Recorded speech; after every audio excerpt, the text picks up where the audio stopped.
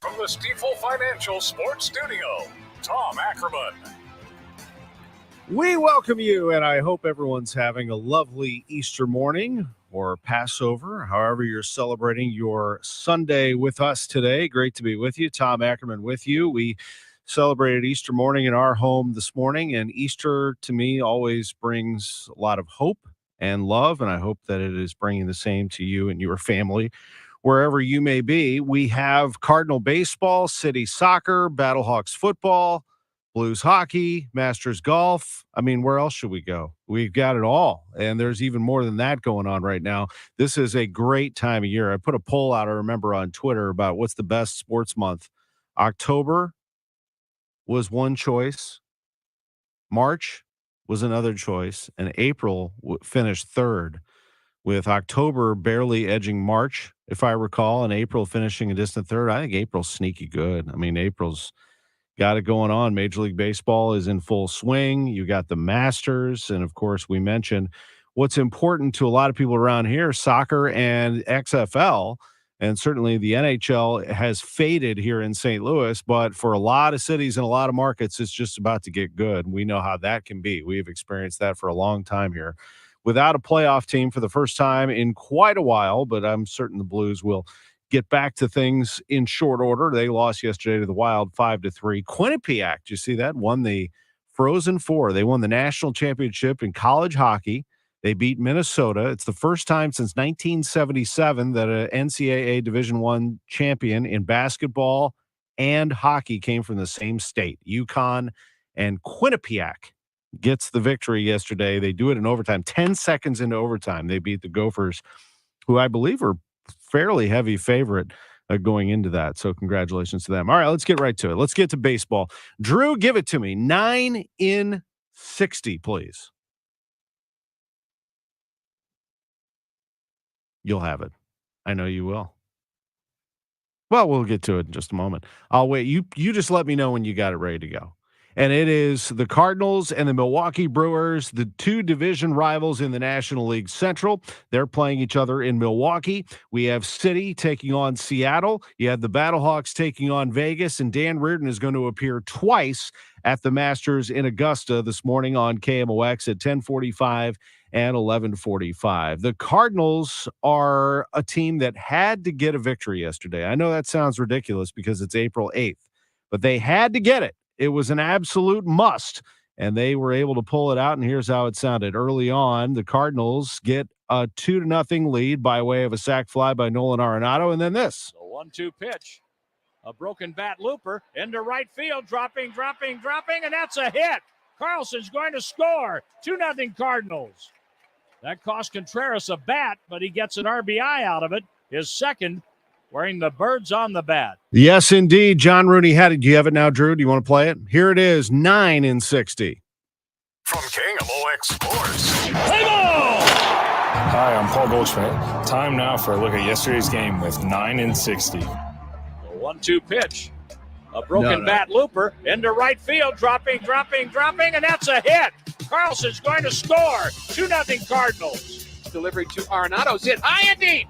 Down the left field line, and this one stays there. It's a big fly for Arenado, his 300th of his career, and the Cardinals now lead 4-0. As his sign, working with Caratini, and that ball is hit hard to left field. Over the head of the left fielder, and it's over the wall. A home run for Jordan Walker. A 2-run shot is second as a big leaguer. Boyd swings and misses a changeup that was way outside. Strike 3. 9 strikeouts for Montgomery. A ground ball to Goldschmidt. He has it. Takes it to the bag for a Redbird winner. 9 strikeouts for Jordan Montgomery. That is just ridiculous. That is a great outing for Montgomery and a great response by the Cardinals. And I mentioned they had to have that. It's April 8th. I don't care. You got to win that game somehow, some way after a 4-0 loss the previous day. And this time they get that great performance by Montgomery, 7 scoreless. They hadn't had a quality start yet, and they get it from Montgomery yesterday. The home run for Arenado, his 300th, and the note on Jordan Walker, his second home run, 8 straight games with a hit at the age of 20. He's the youngest to do that to start a career since Ted Williams in 1939. Wow, that is some company. Manager Ollie Marmol is standing by. He's going to join us at 10:15. Cardinals have another big one today. Jake Woodford's just got to forget about what happened in the last game and get after this one. He gave up 3. I'll just tell you what happened. He gave up 3 home runs. He doesn't need to hear this. He gave up 3 home runs in the last game. He had only given up 1 all last year. It's going to be fine. He's got a great slider. He's got great composure. And I think you'll see a better outing out of Woodford today. I'm going to put my word down on that. We'll see. We'll see if I'm right or not. In the meantime, we have City losing 3-0 to Seattle. Lutz Fan and Steel will join us in 1 hour. I don't think that's time to panic either. Not at all. The City has the ability to win games. What will they do over the long haul, though, is a fair question. And we'll get that into Lutz at 11:15. Dan Reardon at the Masters. I mentioned that we have a battle going on there. So we had a weather delay, and then they resumed play today after postponing yesterday's action. And you've got 2 of the giants in the game, Brooks Koepka and John Rahm, going head-to-head. Now, Rahm has fallen back because he just bogeyed 16. Just happened. So Koepka has a 3-shot lead now after a par on 15. He has 12 under for the championship, still has to finish out 16, it looks like to me, as he has a 3-shot lead over Rahm. Victor Hovland is kind of lurking now at 8 under for the championship. He is through 16 holes. Koepka, Rahm, Hovland, 12 under, 9 under, 8 under, respectively at the Masters. This is, again, round 3, and they'll be wrapping up the final round later. So we're going to have Dan Reardon on in a half hour at 10:45, and again at 11:45, John Mozeliak in his usual spot at 11:30. Got it? Good. Black Battlehawks, the City experience, the Cardinals, the Blues, the Masters, everything is rolling right now, and it's all going to be on this show, Sports on a Sunday Morning. Ollie Marmol's next. Behind every great fortune lies a great crime. But what poisonous secret lies under one of the nation's most prestigious universities? Uncover the crime at the heart of Stanford University in the new true crime series, Bitter Academia. After a while, Jade Stanford learns that when this much money is at stake, you cannot really trust anyone. Listen on the Odyssey app or wherever you get your podcasts. Back when Jerry Kelly played, announcers would say, Matt Kelly came to work with his lunch pail. which meant he came to work, like his team does every day, which is good news if your furnace fizzles. That's hit hard. Just call 888 8 days a week, Kelly with the easy out. and we'll repair or replace your furnace the very next day. They're fast and they're good and they got it going on. JerryKelly.com. Your garage door is always there for you, rain or shine. Are you taking your garage door for granted? Is it screeching and whining for attention? Trust Overhead Door Company of St. Louis to keep your garage door reliable. Maybe the old weather stripping needs replaced to keep out the cold and hot air. Call Overhead Door Company of St. Louis, trusted here since 1926. For same-day service, call 314-781-5200 and schedule online at overheaddoorsstlouis.com. Refresh your space with new floors by Champion Floor Company. They offer ceramic, vinyl, carpet, and even natural wood floors that are sanded and finished. Schedule a free estimate at championfloor.com. Champion Floor, delivering excellence every day. The choice of a lawyer is an important decision and should not be based solely on advertisements. Texting, phone calls, TikTok, Instagram. It's a world of constant distraction. And when the distraction happens behind the wheel of a car, tragedies occur. People are injured, lives destroyed. Families torn apart. We can't undo what happened, but we can help you recover. I'm Jim Onder. At Onder Law, we're not only on your side, we're by your side. Call Onder Law Personal Injury Lawyers at 314 or 618 $9 That's 9 all zeros. Welcome back to the Gray Bar Sports on a Sunday morning. Goldschmidt swings and he hits a drive. He hits a slammer. Gray Bar, your distributor for electrical and datacom needs. Billikens win. Billikens win. Once again, from the Stifel Financial Sports Studio, Tom Ackerman. Flies out to right field as that's going to be caught by another good player, another good young player, Jordan Walker. And Weimer flies out 7. shutout innings for Jordan Montgomery. 9 punch-outs, exactly what the Cardinals needed. Exceptional outing. You're absolutely right, Ricky Horton. A great performance by Jordan Montgomery as the Cardinals pick up a victory by a final of 6-0 over the Milwaukee Brewers. We're going to be checking in with Ollie Marmol, the Cardinals manager, in just a bit. In fact, we're going to do it right now. The manager is with us. Oliver Marmol, it is a pleasure to speak to you, and happy Easter to you, sir. Happy Easter. How are we doing? Doing well. Doing well. I know always after a win is great, but just in general, it's a beautiful morning. I can report to you back here in St. Louis, and it's another day of hope and love. As I said, that's how Easter morning feels to me. How is it with your family? It's very similar to that. Away from the girls this morning, but they're with mom, enjoying some time together. So I'll FaceTime here in a little bit, but definitely looking forward to that. I know, and you're with your Cardinals family right now, and it feels good after a victory. I know that it's a long season, but that one felt like one you had to feel good getting. I mean, you've been battling here. You lose 4-0 on Friday, and yesterday I played the highlight right there. Jordan Montgomery gave you what you needed, didn't he? Yeah, he was really good.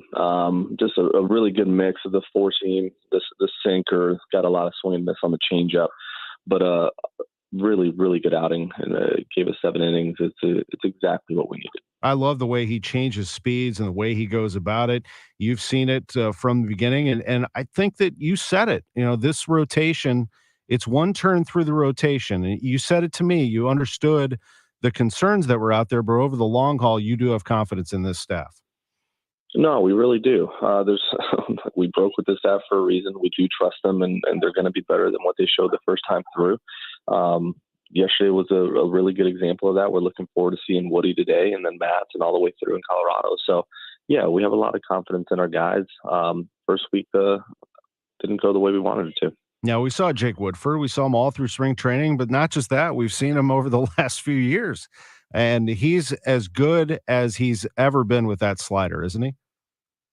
Yeah, he is, and then got away from the sinker, left some pitches up. When he's good, he's just stubborn at the bottom of the zone and just pounding the bottom of the zone, and he got away from that a little bit his last outing. But, yeah, this is a guy that's shown that he's able to pitch at this level, and it'll be fun to watch him today. You'll have him today going up against the Brewers. What did you think of Jack, just continuing our conversation on this Brewers rotation? Yeah, Jack, man, he fought through that outing and made pitches when needed. He was inconsistent with the fastball, which led to the walks, but he was able to lean on the cutter and the slider to get back in accounts and finish some at bats. He's continuing to work through just timing up his body, and in order to have more consistency with his delivery, and he'll get there. We got a lot of confidence in what Jack's going to do this year.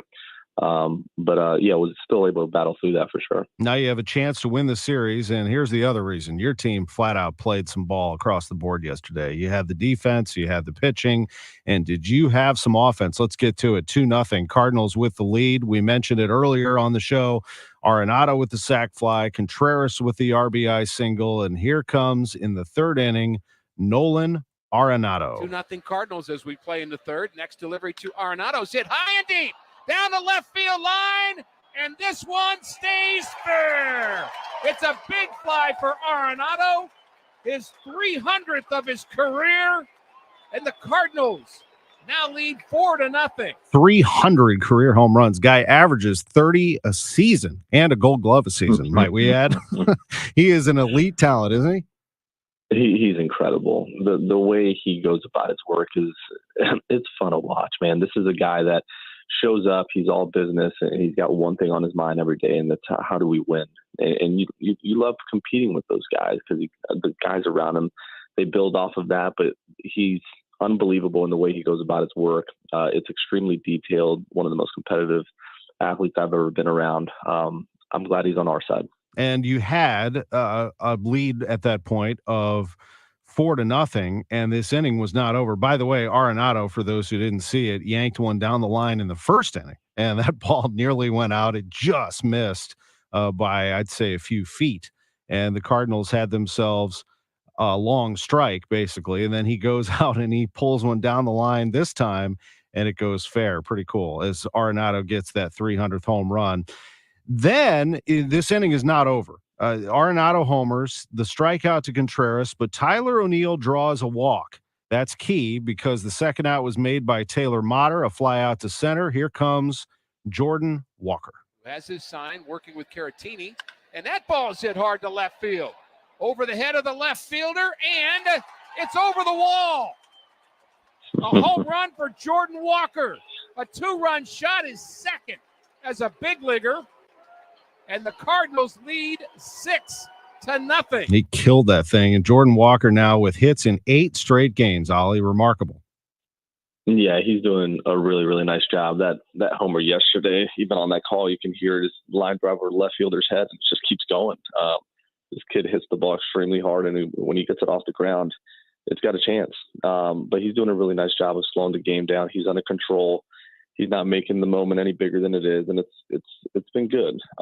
This is a guy we had confidence in bringing, obviously, and he's showing that the stage is not too big for him. It's been a lot of fun to watch. He's hitting 355. Now, you might have heard this already, but I'll throw it to you, is the fact that he's 20 years old. He has an 8-game hitting streak to start his career. No one's done that as young since Ted Williams in 1939. Now, that's a huge name to be associated with. I would say on one hand that let's not put too much on Jordan Walker, but on the other hand, I don't think any of this stuff bothers him. He really, whether things are good or bad, doesn't he just sort of advance to the next thing? Yeah, and that's what gave us confidence in bringing him, was his ability to, whether he was doing really well or things weren't going his way, he has that skill where he moves on to the next thing, and he's not overly concerned with the success he's having at the moment. And there's going to be a little bit of time where it doesn't look great, and he's not going to be bothered by that either. So yeah, he's going about it really well. We're happy with what we're seeing. You had Edman at the top of the order yesterday. The shortstop had a couple of hits. Don't want to leave him out, of course. Arenado, we mentioned, and Cardinals get 12 hits. I mean, they're hitting the ball. They win the game 6-0 over Milwaukee. Overall, you have to feel good that your offense is going to be there, and so far it has been. It has. And when you look at our body of work so far, Atlanta beat us. They took 3 from us, but the series against Toronto was good, and we were able to beat a really good team 2 out of 3. And then we're looking forward to this game today. We take this series and we move on to Colorado. That's the goal. Yeah, they get the win 6-0 yesterday.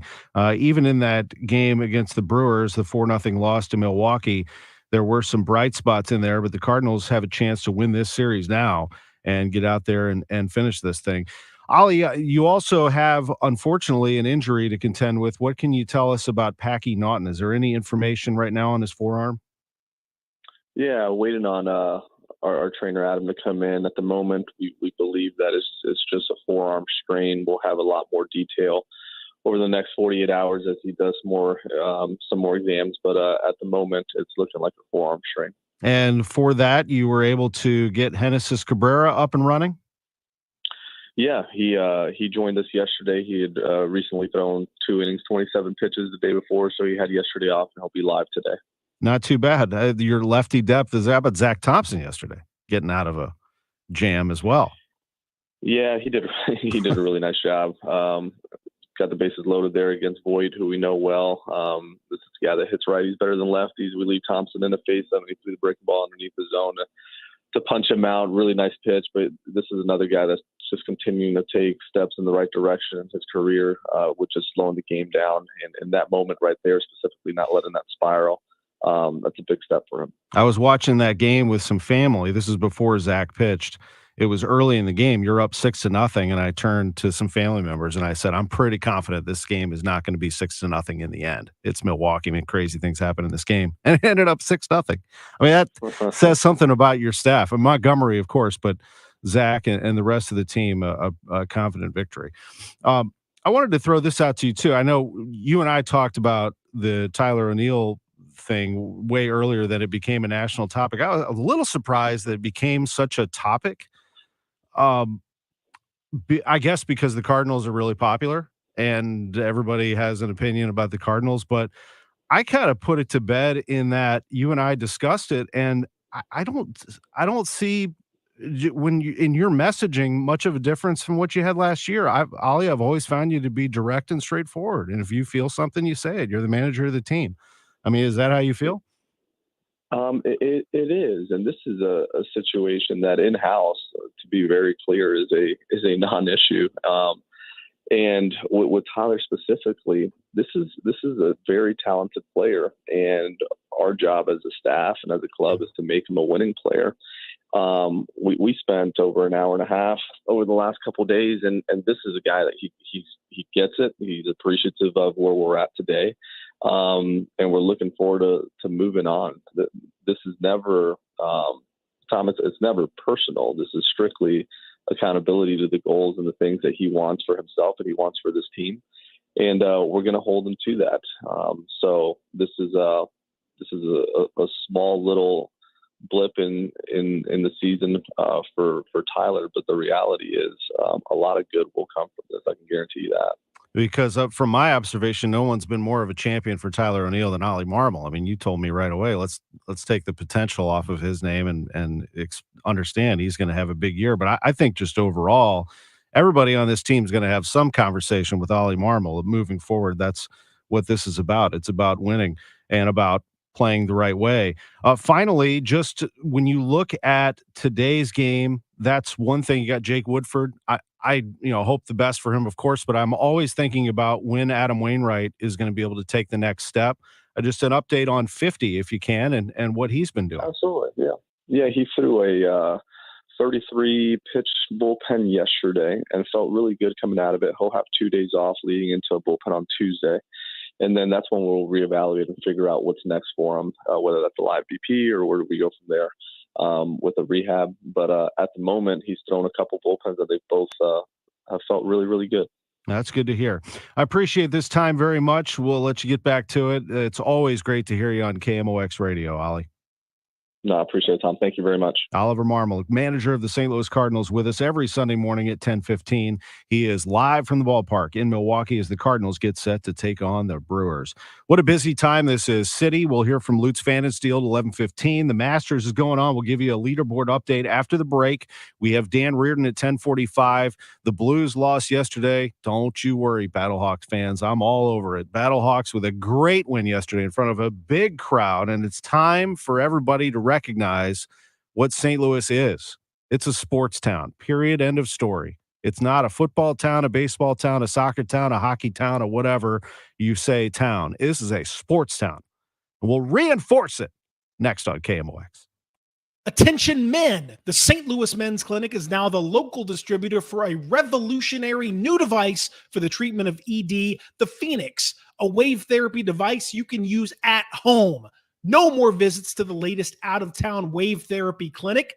No more paying $2,000 to $6,000 more than you should. Now, for less than $1,000 and only at the St. Louis Men's Clinic, you can purchase the Phoenix, clinically tested, delivering the same amount of wavelengths and just as effective.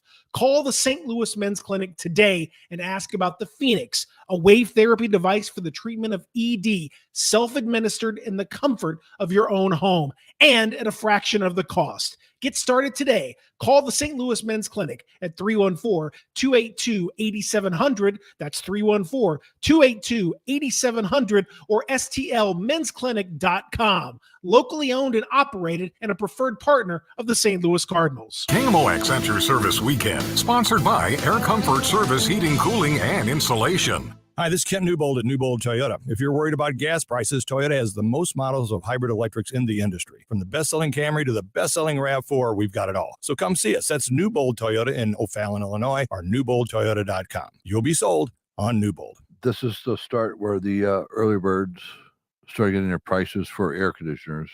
If you're that person that is looking now to get prices and you are calling around, please, I'm asking you to please call me. Here's what I have to offer.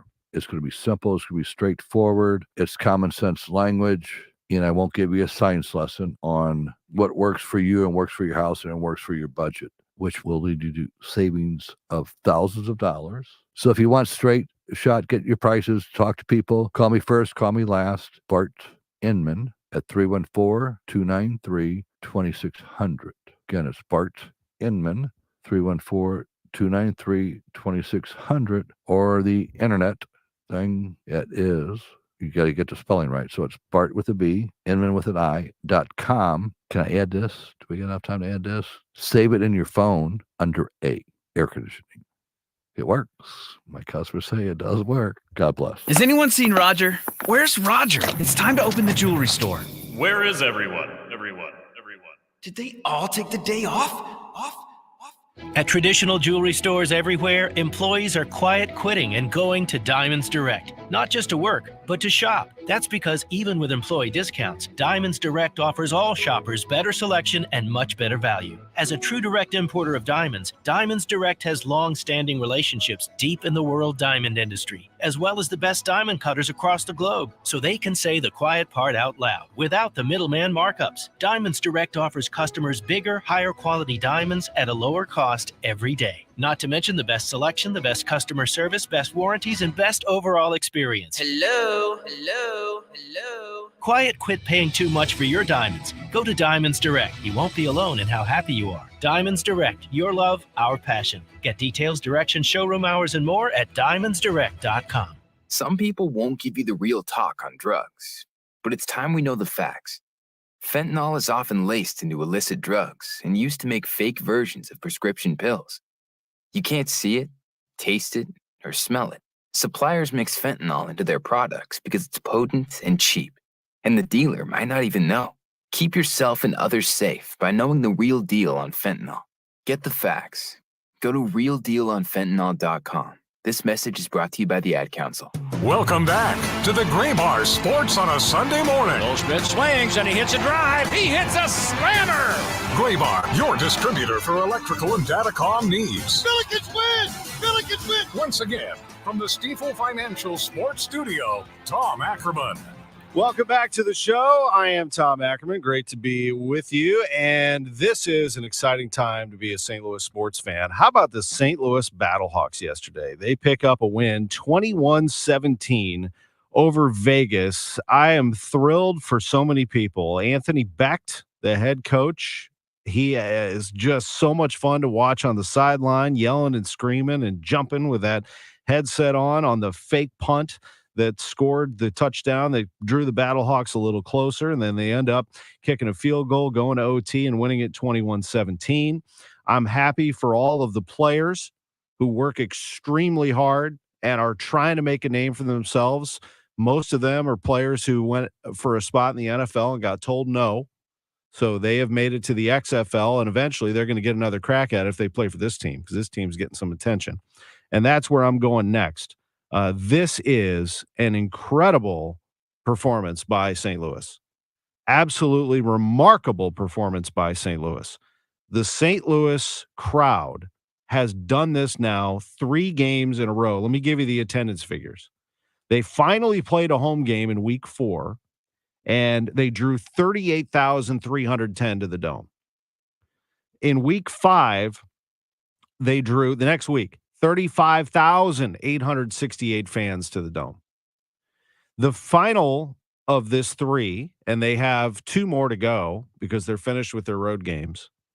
Yesterday, they drew 35,167 to the Dome. I caught up with some of those fans after the game, having a little post-game pop. I saw them out sitting on one of our great patios here in St. Louis, one of our restaurants. These fans are absolutely remarkable. And those 3 crowds right there are the 3 largest crowds in the history of the XFL. Right there. 38-3, 35-8, 35-1, all in St. Louis. Now, you can say what you want about St. Louis and the NFL and how it ended. We know how it ended, but that's not really – I'm done with that whole story. Now, we already know the truth. I'm done. I really am. I have completely moved on. And right now, what this is about St. Louis as a great sports city. You can knock St. Louis for certain things. You can't knock our restaurants. You can't knock our arts and our museums. You can't knock our golf courses and our enthusiasm for keeping our parks beautiful, like Forest Park and Tower Grove Park and all of our parks throughout several counties around the area. You can't knock those things, and you cannot knock our sports fans, ever. because they are the best. They are loyal, extremely loyal. And that is what this is about. If you put something on the field or the pitch or the diamond or the ice or the track when it comes to NASCAR or whatever it is, the hardwood, you put a product on the playing surface, they will come. If you treat them well, they will come. This sports town, and I've said it a million times, there is no market in America where sports, I'll say major market because we are, where sports mean more. That's because I would, of course, a college town or Green Bay, Wisconsin or something like that. Not a major metropolis like St. Louis with 3 million plus people. Do sports mean more to the area than they do here? So just understand that if you're going into the sports business or you're in the sports business and you're investing your dollars, understand that St. Louis is the place to do that. Major League Soccer figured that out pretty quickly. St. Louis Battlehawks have the XFL's attention. I don't think you understand how big the XFL is right now. This is the outsiders will say, it's minor league football. No, it is not, actually. It's a professional football that happens to be taking place in the spring, happens to be on ESPN, the mothership. Like I was watching SportsCenter this morning. They gave as much time to the Battlehawks as they did the Cardinals. I'm telling, maybe more. I'll repeat that. SportsCenter, which is still the flagship sports show when it comes to highlights and analysis in this country, gives as much attention and maybe more today to the Battlehawks fake punt and score than they did the Cardinals with Arenado and Walker going deep. I just want you to understand where we are. Now, of course, in St. Louis, the Cardinals are the big dog and everybody else has joined that group. I get that. But when it comes to this country, football is still numero uno. And people are paying a lot of attention to you, Battlehawks fans, a lot. So the fact that you continue to pack the dome and fill it makes St. Louis look really good because we are a great sports town, whatever the season is. In the summer, we're a baseball town. When baseball is over, we become a hockey town. When hockey and basketball start to mix together, college basketball, when the Billikens are good or Mizzou and Illinois, you can feel it. And when we have NCAA tournament games and all of that stuff, there's no doubt about it. We are whatever season it is. And now in the spring, guess what? We've become a football town as well, not to mention golf and NASCAR and all the other things that happen around this area. So it's important to remember, don't let up. You're sending a message. And I know the underlying part of it for some people, but that's way in the past now. I mean, we're going to pretty soon be a decade without that NFL team. And in that time, we've shown off quite a bit, and we've done it again yesterday. A note from the Battlehawks, by the way, that Gary Jennings is now the fastest man in the XFL. He was clicked at a velocity of 22 miles per hour recently. This is from GPS catapult technology that was used on all players. So Jennings showing off yesterday, an incredible athletic performance by the Battlehawks. And by the way, they're doing it with, AJ McCarron was hurt yesterday, the injured quarterback. I mean, it's a good football team, a well-coached team. The first overtime victory in the history of the XFL was yesterday. It belongs to the St. Louis Battlehawks. The top 3 attendance figures in the history of the XFL belong to the St. Louis Battlehawks. The Battlehawks sell more gear, more tickets. They attract big TV ratings. They're the franchise in the XFL. They're the one, and everybody else falls behind. They are number one. It's not a fluke. It's not a gimmick. It's plain and simple great sports fans that understand the value of the ticket, and they go get it, and they have a good time with it, and they'll just keep going. This is just the beginning. And they haven't even wait till they start fixing things up in that building. I don't know how much they're going to do, Drew, but whatever they end up doing and how much money they put into it, it's going to be fun. What if this revitalizes Cleats Landing a little bit and they start putting up some bars around there? Battlehawks Bar and Grill.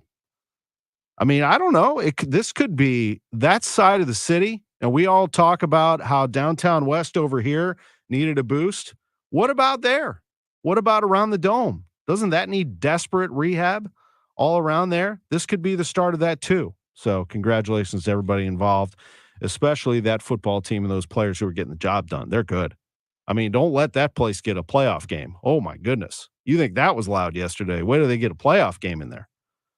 Crazy. All right, let's take a break. When we come back, we'll go to the Masters leaderboard update coming from Dan Reardon. Let's take a peek right now before Dan joins us live and we take a break. Brooks Koepka is your leader on the 18th hole of the third round. He has a 2-shot lead over John Rahm. Koepka is 11 under for the championship. Rahm is 9 under. Victor Hovland is in the clubhouse with an 8 under score for the championship. He was 2 under today. Patrick Cantlay's kind of hanging around, 5 shots off the lead at -6. He had a very good 4 under round today, but this is really between Koepka and Rahm unless Hovland can step on the gas pedal. You got 2 big dogs right there going head-to-head. It's going to be a fun day at the Masters. Dan Reardon's next.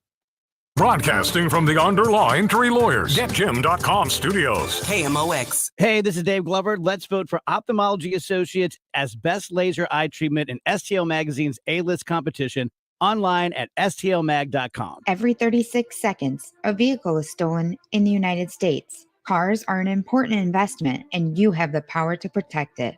Remove valuables from your car or place out of view. Roll up your windows completely. Don't leave your car running while unattended, especially during the winter.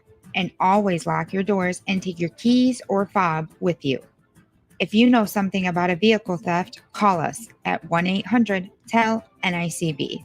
This is a public service message from the National Insurance Crime Bureau. Baseball, barbecues, and flowering trees. Spring is finally here. Hi, I'm Tom Gamma. Time to have your valuable trees inspected for the coming season. When it comes to tree care, call family-owned Gamma Tree Experts. And I'm Tim Gamma. Let us show you why knowledge and quality are hallmarks of our reputation. Now in our 69th year. For pruning, fertilizing, pest control, or removal, call Gamma Tree Experts today at 314-725-6159 or visit us at gammatree.com. Your trees deserve the best care. Hi, St. Louis. This is Don Chamberlain, best-selling author from right here in the St. Louis area. And I want to tell you about a new Hollywood documentary called The Baby Boomer Dilemma. In this film, economists and Nobel Prize-winning PhDs from Wharton, MIT, and Stanford share a strange concept I call the retirement discount. It can potentially give you more retirement income with the same dollars saved, and your principal is never at risk from market declines. Even people who are currently on track have shifted money to this strategy because it could increase their retirement income or may allow them to stop working years sooner than they expected. So if you're over 50 and want to learn how you could potentially get bigger retirement with less money, call and get the free copy of this brand new movie. That's a $30 value, but when you call today, you get it completely free. Plus, I'll include a copy of my new book, Crash Proof Wealth. I'll even cover the shipping and handling, no credit card required. 1-800-807-3838. That's 800-807-3838. 1-800-807-3838. This is the year.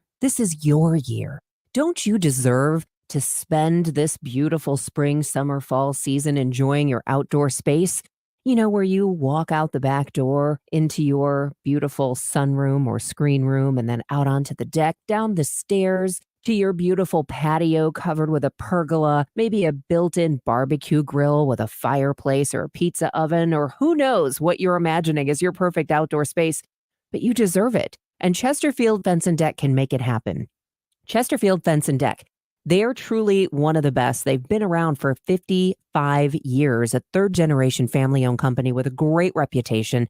So when you plunk down the money for this great project, you know it's quality and that it's going to last for years, and they stand behind everything they do. And if you mention me, Debbie Monterey, they'll offer you 48 months interest-free financing. That should certainly help you. It's ChesterfieldFence.com. Chesterfield Fence and Deck, the sign you have the very best. Welcome back to the Gray Bar Sports on a Sunday morning. Goldschmidt swings and he hits a drive. He hits a slammer. Gray Bar, your distributor for electrical and datacom needs. Billikens win! Billikens win! Once again, from the Stifel Financial Sports Studio, Tom Ackerman. If you're just getting up on this Easter morning and getting into sports, you're like, wait a minute, they're on the 18th at the Masters? No, they are, but it is the third round of play. Final round is upcoming. Brooks Koepka and Jon Rahm are leading the way, but there are some others right on their heels. Victor Hovland at 8 under for the championship is just 3 off the lead as we stand right now. Let's go right to Augusta, and KMOX's Dan Reardon has the very latest. It's been fun to watch. I've been checking out the stream. How are things there? Did the sun finally come out in Augusta? The sun is out, the wind is blowing, and your timing is perfect because the leaders are just completing round 3. We've got both Brooks Koepka and Jon Rahm, who are the top 2 names in the leaderboard, with putts to stay atop the leaderboard. Koepka is at 11 under. He's lost 2 shots since the restart, and Rahm is at 9 under, and he has lost a couple since the restart. So it's a good moment to check in. And I appreciate you checking in. Am I right that Hovland has had the door open to him a little bit, and not to mention, seems maybe far-fetched, but Patrick Cantlay, who shot 4 under today, is 5 back. Cantlay, it's a pretty big hill to climb, but in the case of Hovland, quite honestly, if Rahm misses, and he's got a short putt, but it's a downhill putt, but if he would miss his putt and drop to 8 under, it would put Hovland in the final group. Koepka is for sure in the final group, but we could have, and that's big. If you go back in time, the last player to win, not playing out of the final group was Tiger in 2019.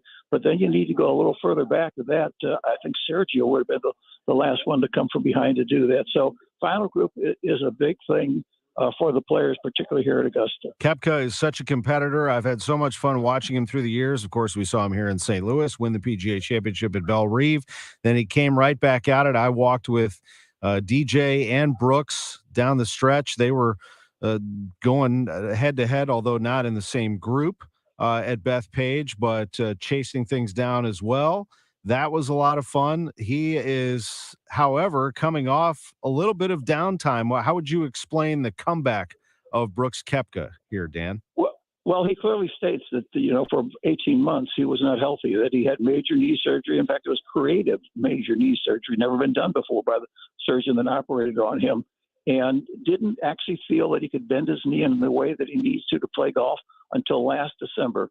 Then he's played a couple of times on the LIV Tour, was the first 2-time winner on the LIV Tour when he won last weekend. So he's back to where he wants to be in terms of his feeling about his game, his feeling about his health.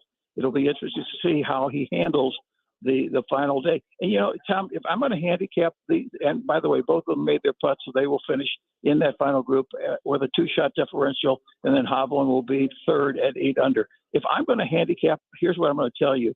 Koepka in his last 5 Masters, only 5 Masters, he's 7 under par on Sunday. Rahm in his last 5 Masters is 17 under par on Sunday. Why does that make a difference? Because this is the only tournament you go to where the pins on Sunday are exactly the same every year. Rahm is comfortable with the Sunday pins.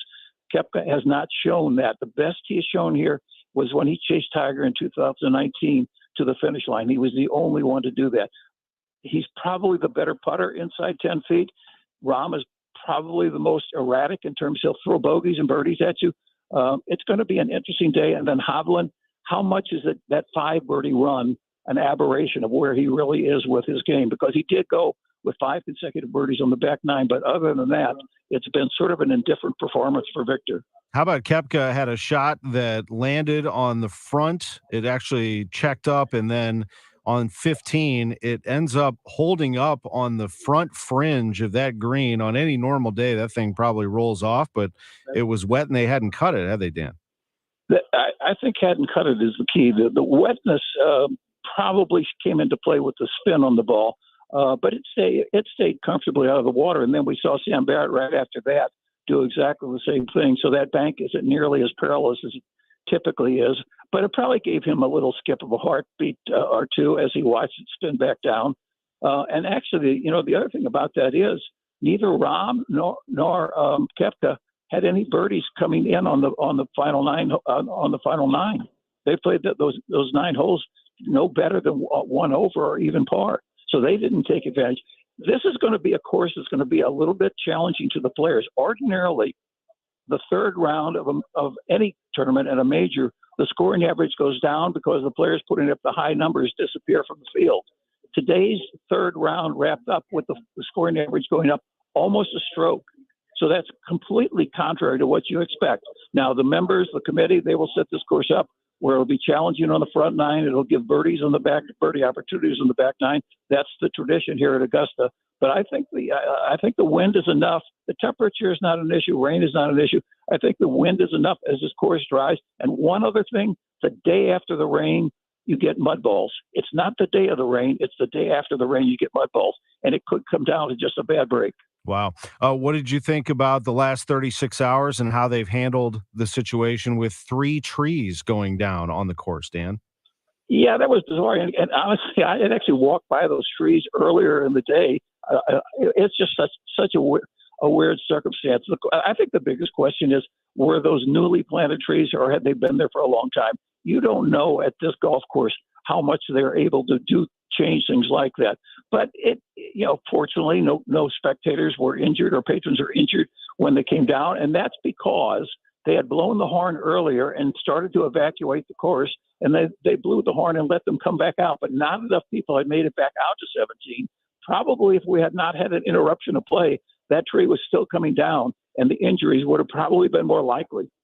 So as Dan reported, we have now all players in the clubhouse after the third round. It is complete. Brooks Koepka has a 2-shot lead over John Rahm. Koepka 11 under for the Masters Championship, and Rahm at 9 under with Victor Hovland lurking at 8 under. Tiger Woods will not be part of this final round. In fact, he withdrew this morning. Dan, plantar fasciitis got him. Tiger Woods and that announcement, how did you react to that? I think it was wise. From my standpoint, I think it would have been wise regardless whether he was injured or not. Tiger was facing a lot of holes left to go, in his third round, and then go back on for the final 18. And he had finished with bogey, double bogey, double bogey. He was 5 over his last 3 holes. It served no purpose for him to go back out and play more golf, because Tiger says, I'm only here to win. I only play if I have a chance to win. He had no chance to win. He was sitting last in the field at the time. He's dinged up. I tweeted out this morning, I wish Tiger would just skip the rest of the year, play with Charlie in the December or late end of the year, come back to Augusta, play his last career round at Augusta, whether it's make the cut or not make the cut, walk up 18 and get the kind of treatment that Jack and Arnie got when they were here. That's my scenario. I'm not Tiger. I don't make those decisions, but I don't think he's a viable player in terms of winning championships anymore. And there's time for him to he's entitled to that kind of celebration. I think that's well said. Phil Mickelson, meanwhile, is 1 under. He's got a chance at a top 20 finish here as Brooks Koepka leads the way at 11 under. Those two have played with Liv, and that's my final question for you, and we're going to hear from you again at 11:45. But what has been the chatter around there about Liv? I mean, here's Koepka. He's kind of played it to his advantage, hasn't he? He doesn't have to play much other than the majors, and he is in contention to win. Yeah, and I asked him on Friday, literally asked him on Friday, I said, because he talked about how good he feels about his game and his health. I said, Bruce, if you felt as good about your game and your health at the time that you had to make the decision whether to go to LIV or not, would that have been a more challenging decision? He said, absolutely, it would have been a more challenging decision, but he doesn't regret what he did. You understand, when he was down, he was looking at financial security by taking the LIV offer, and he didn't know what his golfing future was going to be. In the general concept, the only person that's really mouthed off a little bit this week is Sergio, and even he had the good sense to not stir things up too much. Dan, always appreciate these visits, and I'm so glad we get to do it twice, and we had to do it because we're playing 2 different rounds today. We got to hear from you again at 11:45. I know you're up for that, and thank you for the visit from Augusta. Enjoyed it, Tom. Thank you, Dan Reardon, our senior golf editor, with us on KMOX. Our producers, Drew Young. I'm Tom Ackerman. This is Sports on a Sunday Morning, sponsored by Gray Bar. We appreciate them. We're in the Stiefel Sports Studio. We appreciate them. The Cardinals are upcoming with a 12:15 pregame and a 1:10 first pitch. We heard from Ollie Marmol already. Good conversation with him about a number of different subjects. You can go back and listen to it. It was at 10:15. We'll also have it up on our Sports on a Sunday Morning podcast. John Mozeliak at 11:30. Lutz Pfannenstiel will talk about City's loss with him on the way at 11:15.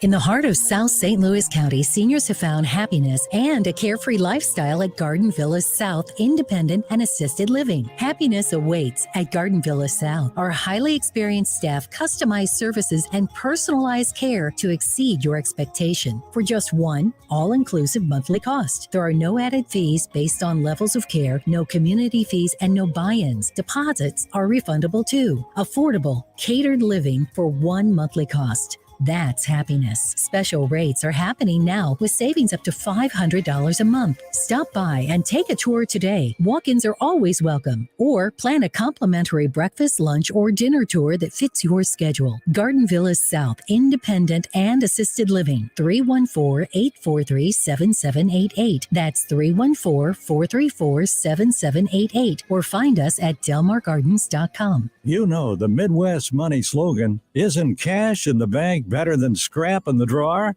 This is Johnny Rabbit. Midwest Money, the oldest coin shop in St. Louis. Buying, selling, and trading since 1971. Silver and gold, coins, sterling silver, flags, medals, daggers, and more. Not sure what you have? Bring your collectibles to someone you can trust. Midwest Money, at the corner of Hampton and Holly Hills. You'll be happy you did. Hi, it's Debbie Monterey. And when I make a recommendation, you can be sure that I've done my homework and I only promote the best. So when it comes to real estate, I only recommend one realtor, and that is Gloria Liu with Your Home Sold Guaranteed Realty. I've been recommending Gloria for years now. I've met her clients, I've seen her systems, and she's the only agent I would trust to sell my home. Gloria Liu's proven track record for selling hundreds of homes this year alone should give you the confidence that she will help you sell for the most money, or the fact that Gloria already has the buyers. Buyers looking to buy right now. That's why Gloria will actually guarantee in writing to sell your home at your price and your time frame, or she'll buy it herself. Call Gloria Liu today at 314-325-6888, 314-325-6888, or you can find her online at gloriahasthebuyers.com. Conditions apply. Gloria and seller must agree on price and possession date. All walkers, mark down this date, Saturday, May 13th at Creve Coeur Park. It's the National Alliance on Mental Illness Walk. This is Dan McLaughlin. I'm proud to be the official chairman of this event, Saturday, May 13th. To participate or be a sponsor, sign up at namiwalks.org/ST NAMI St. Louis, an organization of families, friends, and individuals whose lives have been affected by mental illness. Come be a part of the walk and make a difference. Sign up at namiwalks.org/ST Louis. KMOX, KEZK, HD2 St. Louis. This is KMOX, the trusted voice of St. Louis. Always live on the free Odyssey app.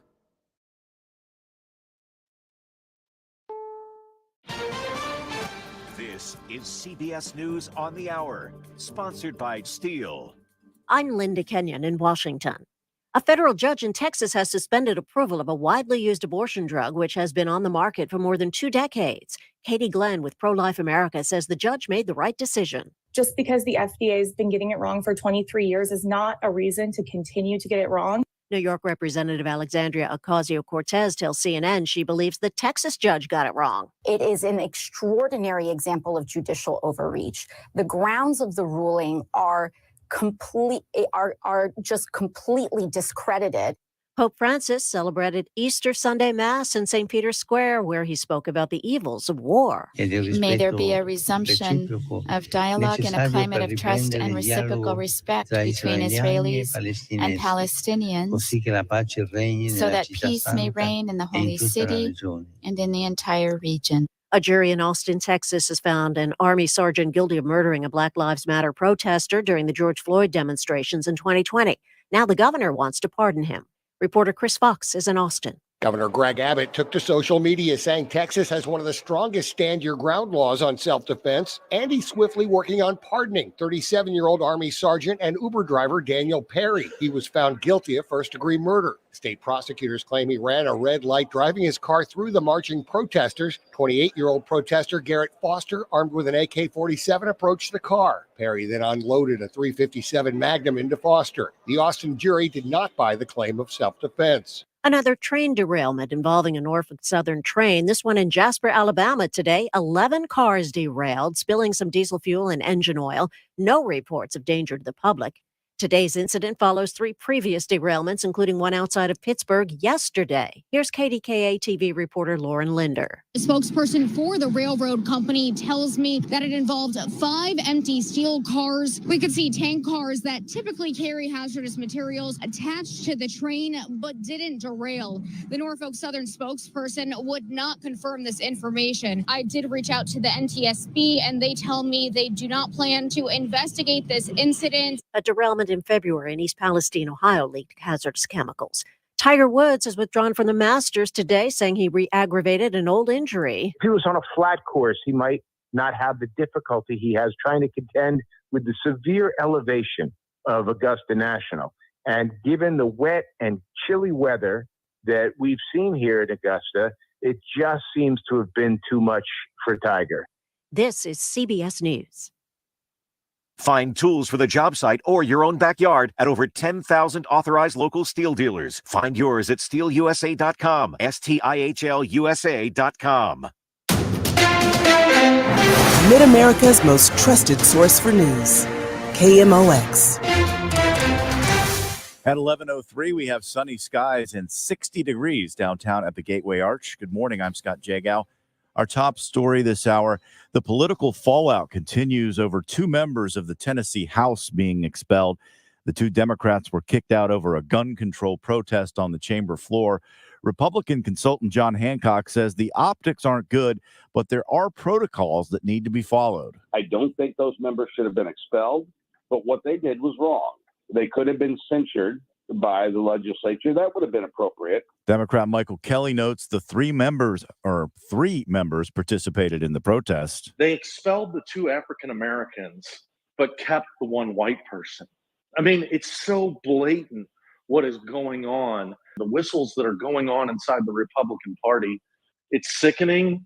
It's sad. One more issue. That was from this morning on Total Information AM, Sunday at 7:20. Hallelujah. We can say it. Lent's done. Thank God. St. Louis native Cardinal Timothy Dolan made a stop in St. Louis for the blessing of the food, a long-held Polish custom. The Cardinal also talked Easter candy with the kids. Do you share? So you'll share one with me? That's the Easter spirit, right?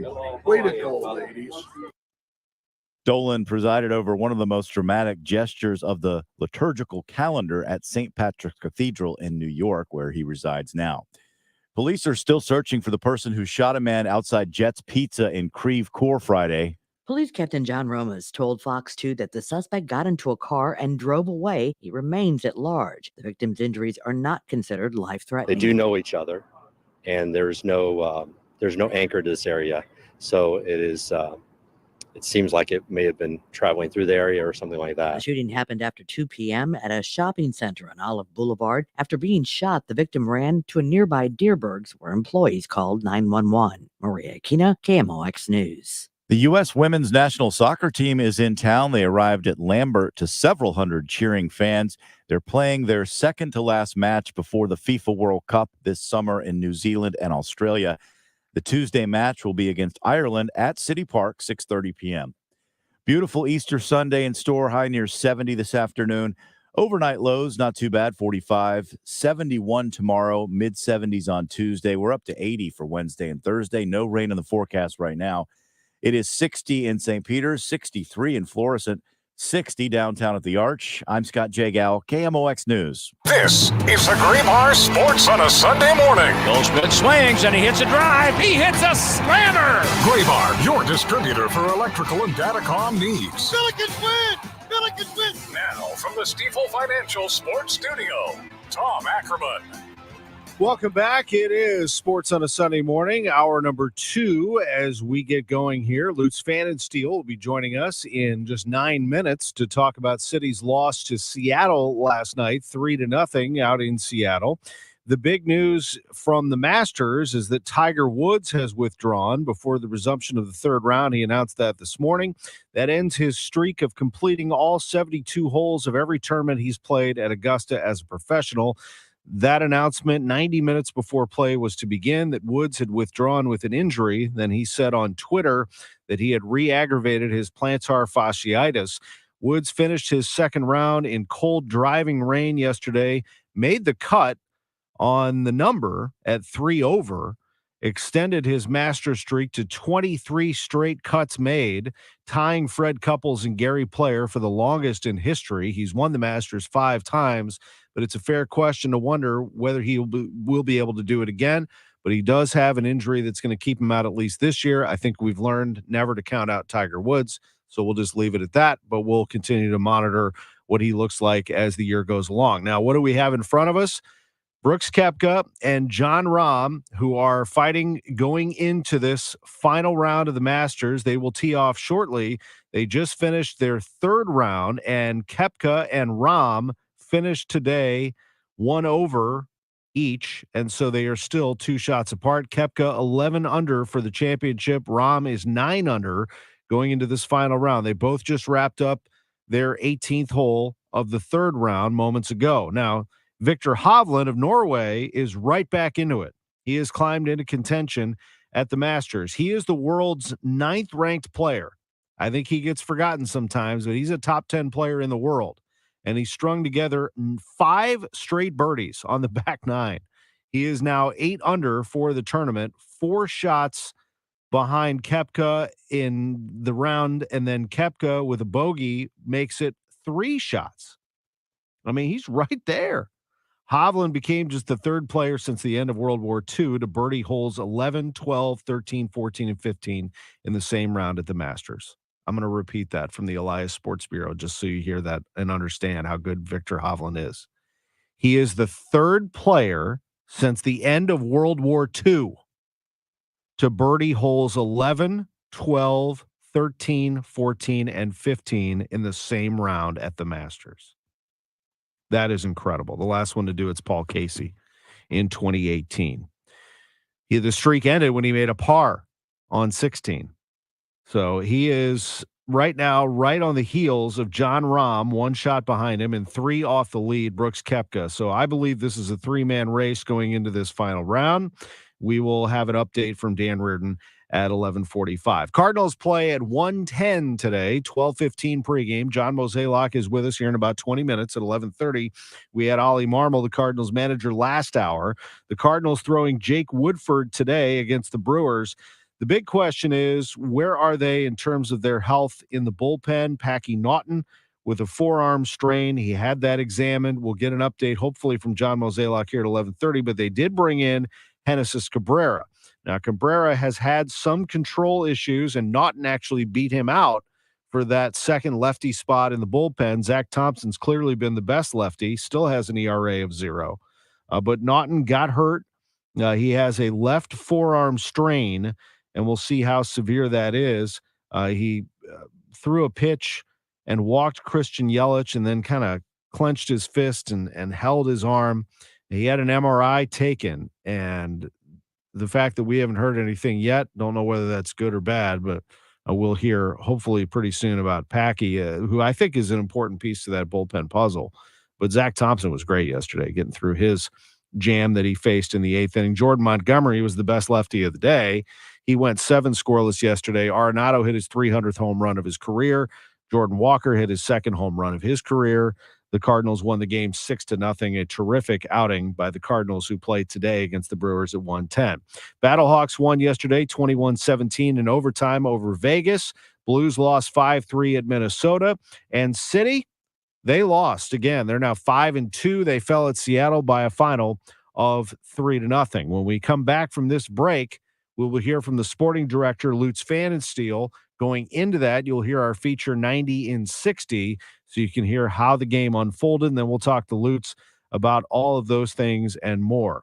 John Mozeliak at 11:30, Dan Reardon at 11:45. This is Gray Bar Sports on a Sunday morning. Back right after this. You know how you said it never gets cold around here anymore? You did. I don't remember being colder. Which is why I'm calling Jerry Kelly this second to schedule an AC tune-up. It's not even springy outside. So we do it today, Cub Scout, before every Tom, Dick, and Barry get ahead of us in line. Or Tim, Nick, and Barry. I see your point, Doctor, especially this year with shortages, work outages, lines, Let's call the Eagle Scout of ACs. The Titan of tune-up. The legend. JerryKelly.com.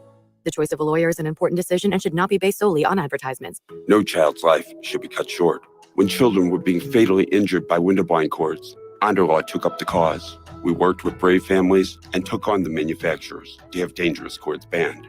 Today, all blinds are made without cords, and countless young lives have been saved. I'm Jim Onder. At Underlaw, we're making a difference, one case at a time.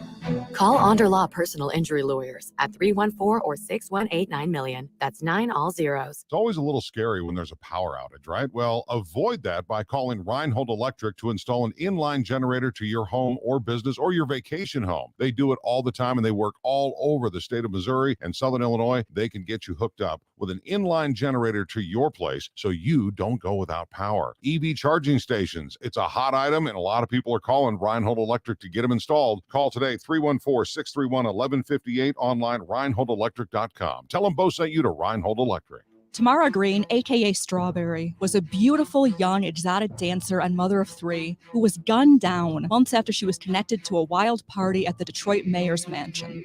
The party's rumor, her murderous fact.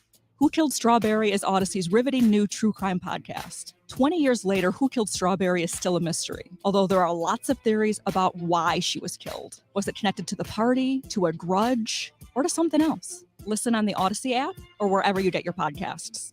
Can you imagine a rainbow of flowers? In a crystal blue sky. Filled with music. And all your friends are there. And everyone is laughing with joy. And the whole world is clean and sparkling and singing like Pavarotti. Put on your wings and fly. Invite us to your house. We'll only be there a few minutes. Our clean and shiny trucks haul away your distractions. And leave your home sparkling with joy. All you have to do is point. Call 1-800-GOT-JUNK. Or visit 1-800-GOTJUNK.com. Mickey Dolenz, live in concert. An intimate evening with the voice of the Monkees with special guest, The Grassroots. Friday, October 13th, the Family Arena.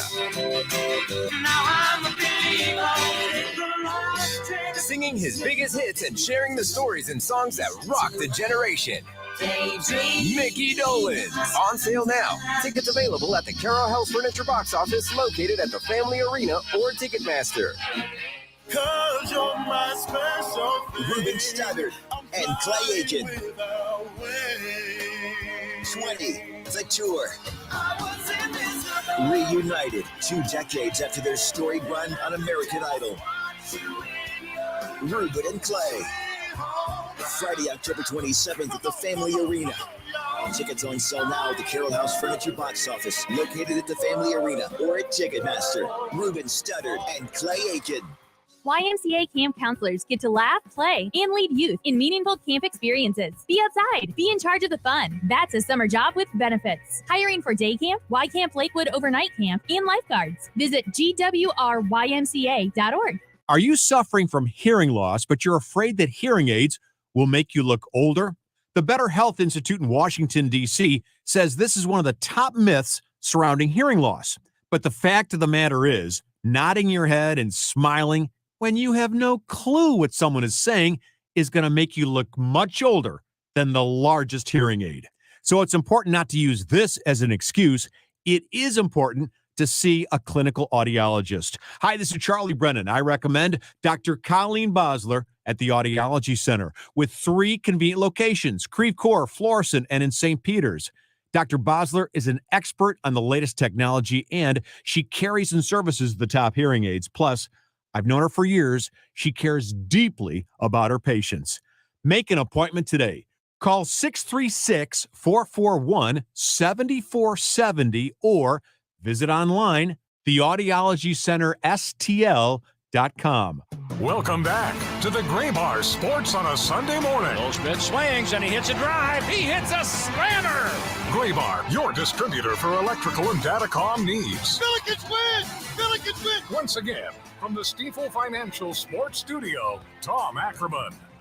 Now, Y98 presents 90 and 60, a look back at the St. Louis City match against the Seattle Sounders. Sponsored by Petland, Lake St. Louis, Fenton, and PetlandSTL.com. Cutting to the top, Ladero feeds a friend, hot shot, and that thing's buried in the upper 90 by Atencio. Just outside of it, Javgini picks it up, centralization, Cloud with the tap home, and it's sent wide, right at the top of the box. Poked loose by City, reclaimed by the men in green. Ladero, centralization, more header. Oh, Roman Berkey! What a great play! Knocks it out of bounds toward the left sideline. In Seattle, final whistle has blown. City will fall. Final score of 3-0. Second consecutive loss for City. This has been 90 and 60, presented by Petland. St. Louis City returns to City Park to face Cincinnati this coming Saturday. Pre-game at 7, kick at 7:30 on Y98 St. Louis. As we continue on this Easter morning, Tom Ackerman with you at Sports on a Sunday morning on KMOX, and we're joined by the sporting director of St. Louis City SC, Lutz Pfannenstiel. Lutz, great to have you on the air as always. No, we don't have him. Well, we shall get to him. We might have lost him on the phone, but you heard it right there. City lost that game by a final of 3-0, and City is a team that right now has dropped 2 in a row, but still a team that everybody's talking about. Lutz, how are you this morning? Very well. Happy Easter to you. Happy Easter to you and your great family and your City family. How's everything? Were you guys able to travel safely, everybody back in St. Louis? Yeah, everybody back directly after the game. It was a very quiet, I would call it nearly silent plane ride back. So everybody was disappointed, of course, with the outcome of the game. But we made it back, and the preparation for Cincinnati has started. Absolutely. Cincinnati is coming. It'll be this Saturday, April 15th at City Park. You'll be back in your familiar surroundings. How would you describe yesterday? What do you think the overall feelings are as those players are in silence, thinking about what they could have done? Certainly, if you're involved in sports, you know that feeling when you drop a match, you drop a game, you start thinking about what could I have done to contribute? What overarching feeling from you as to what happened there? Yeah, I think, first of all, playing away in Seattle, it's always a challenge. I mean, I played in my last game exactly 16 years ago, and nothing has changed. It's still, where Roman Berkey was changing his shirt, I was sitting on the same chair. So it was really still that traditional stadium. They always successful on the turf is definitely one of their biggest weapons because they are used to it. But that's not an excuse. We lost against the current CONCACAF Champions League winners. That's without any doubt one of the top teams in the United States. And I believe that we had an absolutely brilliant first half. We probably were at least the same level, maybe even a bit better in the start of the game, hit the post with Klaus. And we looked, I think, the formation, everything worked. But in the same way as it was like against Minnesota last week, the second half, we were not as sharp anymore. And I thought that Seattle just really taught us that lesson in the second half. And, welcome to the MLS. It's not a walk in the park. We realized that last week against a team which was well prepared. But Minnesota was good, but still you can't compare them to Seattle. Seattle has that extra edge. And I think that's what we have to learn out of that game, that 45 or even 60 minutes playing at the same level is good, but you need to be able to actually do something when it counts, and that was yesterday not the case, and we lost simply against the better team in the end of the day. Do you think it would have been different, significantly different, had that ball gone in? You mentioned the Klaus header, and you hit the upright. I mean, it was so close. If that ball goes in and you're up 1-0 at the half, how different do you think things are? Yeah, it is. I think often in soccer like that, if you have that first half and things are going well, you need to somehow, you reward yourself with something. We missed that last week as well against Minnesota, and it was that one moment. We didn't create that many chances yesterday in the first half, but we had that one which you just mentioned, which was a big one. And of course, it would have been a completely different momentum coming out, being 1-0 up. But 0-0, and then it comes to that one moment when a quality team actually punishes you, then it's hard to come back. And that was also something I think which we felt yesterday. Once we were 1-0 down, we already showed that we can come from being 1-0 down against Charlotte. We were 1-0 down, 2-1 down in Austin in the first game. So we can react to that. But yesterday it was a different opponent. It was tough. And to be fair, after those 1-0, they didn't give us a sniff anymore. You lose this one 3-0. You mentioned the formation. You had three center backs initially in your formation. Describe how that comes about. That's obviously from scouting and checking the opponent, because you now have had, I believe, 7 different starting lineups, haven't you, this season? Yeah, I mean, that's also obviously always circumstantial, like who is fit, who is sick. There's always somebody always have a knock. So it's not that easy to always play with the first 11. That would be a dream scenario. Also, the way we play, I think there is always some changes, so lots of substitutions on the card. That's normal. But yeah, yesterday we tried something different. That's not a secret. Everybody could see that. And as you mentioned, you're watching an opponent weeks and weeks. You're watching every game they played all season, and also some partly last season. And then you try to make a match plan. What is the best? Kind of fit for what we believe. And looking at the first half, it was a very good idea. It worked out really well. They ran out of ideas, to be honest. They didn't hurt us. But that's when I talk about a top team. When they realize at halftime that things are not going their way, they can make 1-2 little adjustments and then find a way and stay patient. And that's what they did. So, it was definitely a good idea to have that 5 in the back or 3 in the back, however you want to call it. And especially against a team like Seattle. How did you feel? I mean, I could ask you about players all day, but I think there's a lot of interest around here in Miguel Perez because of the local connection. How is he playing, and how was he yesterday?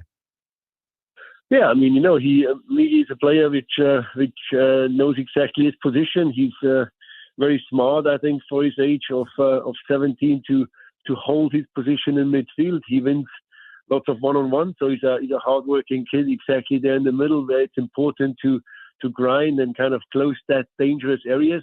And I thought Miggy did fine. I mean, when he came off, we were still in the game, but obviously he had to work hard. He got tired as well, so it was a good game of me.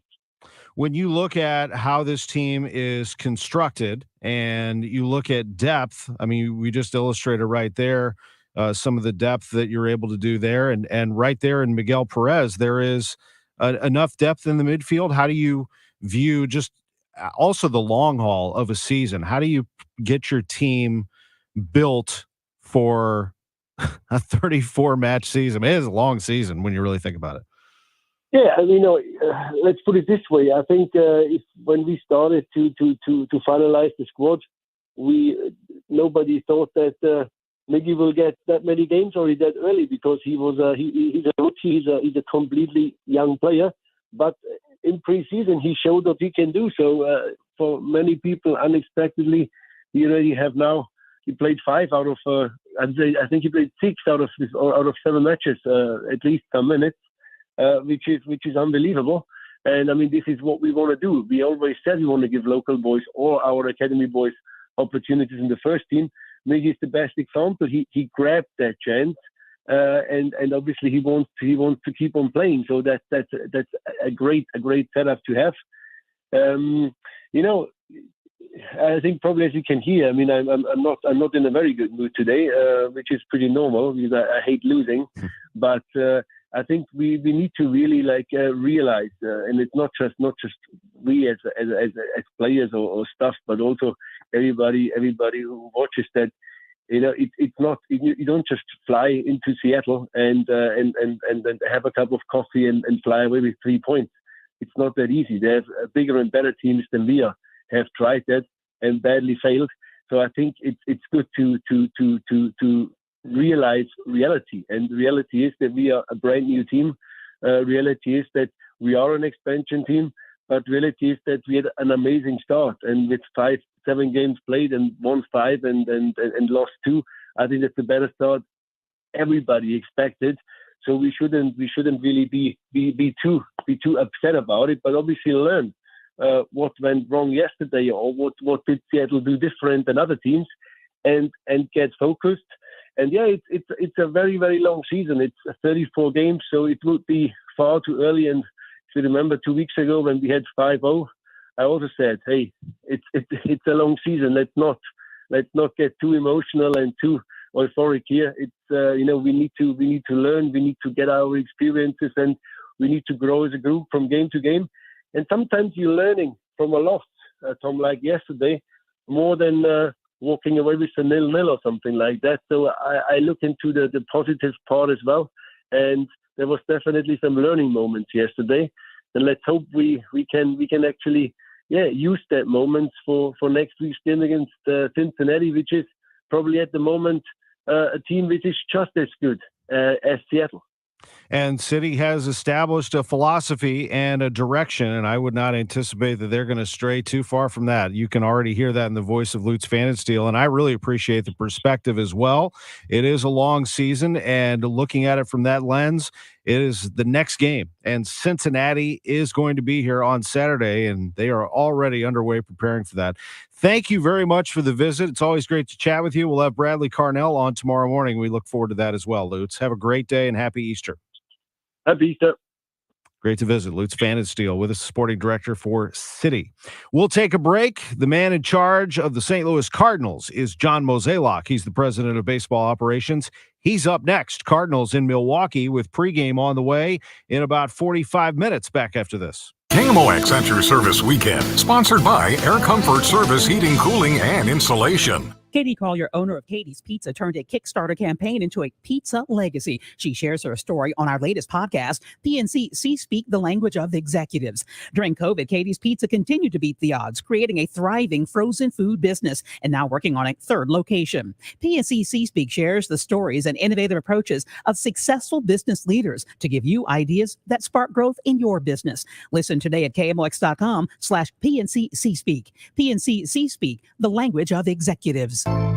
Right now on the Odyssey app, download No Mercy with Stephen A. Smith on some of his latest podcasts. In case you missed it, I got it all. John Morant's video in the strip club, Chris Rock's special, Will Smith being offended, and I've had some guests you won't want to miss. Nick Saban, Adam Carolla, Kendrick Perkins, Sarah Klein, and more. No Mercy with Stephen A. Smith. Get it today on the Odyssey app or wherever you get your podcasts. Hi, Kent Newbold for Newbold Toyota. Your car is worth more than ever before, so why trust the Amateurs for your servicing? Come see the factory-trained experts at Newbold Toyota in O'Fallon, Illinois, or newboldtoyota.com. You'll be sold on Newbold. Welcome back to the Gray Bar Sports on a Sunday morning. Goldschmidt swings and he hits a drive. He hits a slammer. Gray Bar, your distributor for electrical and datacom needs. Billikens win! Billikens win! Once again, from the Stifel Financial Sports Studio, Tom Ackerman.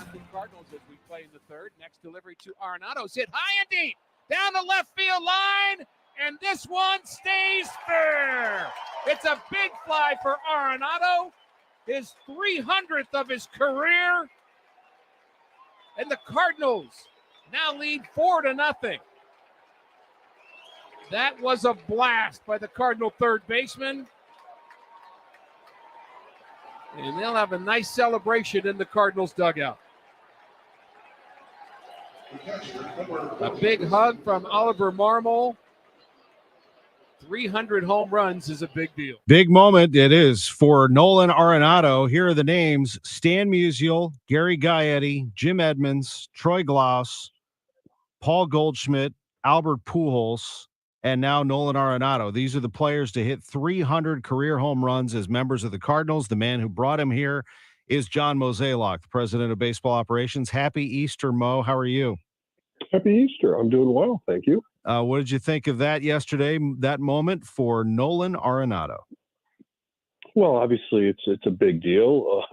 It's sort of interesting, right? You have somebody like Jordan Walker hitting his second, and then you watch somebody like Nolan Arenado hit 300. And, last year we got to witness Albert Pujols hitting 700. So you can kind of put all this in sort of perspective on really the importance or the legacy of someone's career or length of career based on these types of historic moments. And, look, I'm super happy he got 300, but more importantly, I'm super happy that he, added to our lead, put us in a position to have a successful game. And, it was refreshing to finally play a game with a lead instead of behind. So you see how that can benefit a club, and certainly did yesterday. Yeah, there was so much going on there. I mean, Arenado just finds ways to drive in runs. He drove in the first run with a sac fly. And to your point, the Cardinals, so many things happened in this game to contribute to a 6-0 lead. It's nice to be able to have a cushion to pitch with, but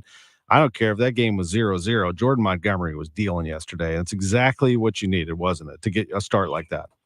It really was. And for a couple of reasons. One is I think A, it gives him like great confidence moving forward. B, I think just the team itself found it very uplifting. And it also takes a little pressure off that bullpen, right? When you're playing from behind 4 straight games and your starters are barely getting through 5, it just the magnitude of what kind of pressure you're putting on your bullpen can be massive. And so, that was a great sigh of relief last night. Needless to say, we needed it. And, hopefully we can build from that today and maybe get a little run. Yeah, he handed off to Jake Woodford today, who pitched so well the last few years in the organization. And yesterday you get Jordan Montgomery, and now you get Woodford, who probably just has to turn the page. I mean, just chalk it up to not his best day. We saw what we saw in spring training, didn't we? The guy was one of your best pitchers. Yeah, and I really think that's what he needs to go back and do. I think he got away from a little bit of how he was pitching in camp. And, I think obviously he made a few mistakes in that first outing and paid for them dearly. So, I hope today he can be aggressive, attack the zone, use that slider, and be more effective. I told Ollie that I was with some family watching the game yesterday, and I said early in the game, I said, well, it's Milwaukee. I mean, this is, I can assure you this won't end 6-0. And it ended 6-0. Montgomery was great. And then Zach Thompson, that things can get a little crazy in the game. And here comes Luke Voigt. He wants to make some noise, and Zach Thompson got him. Boy, what a performance by Zach, Mo. He's been impressive. Showed up to camp. I think it was in the best shape I recall ever seeing him, probably since he was drafted, and just the way he's been going about it. And look, I think his success is going to always, dictate where he is landing that curveball. If he can land it, he's going to have a chance. And I think that little boost in velocity for being in better shape coming out of the bullpen is also something that will benefit him. I do see him one day, probably most likely back in the rotation. But right now, I think, we're utilizing him out of the bullpen, and it's been great to see. What's the latest with Packy Naughton? Do we have any more information? Well, we've confirmed it's a flexor pronator strain. I think we're going to have one more test tomorrow to determine maybe a better idea of timetable. But, clearly he's going to miss some time.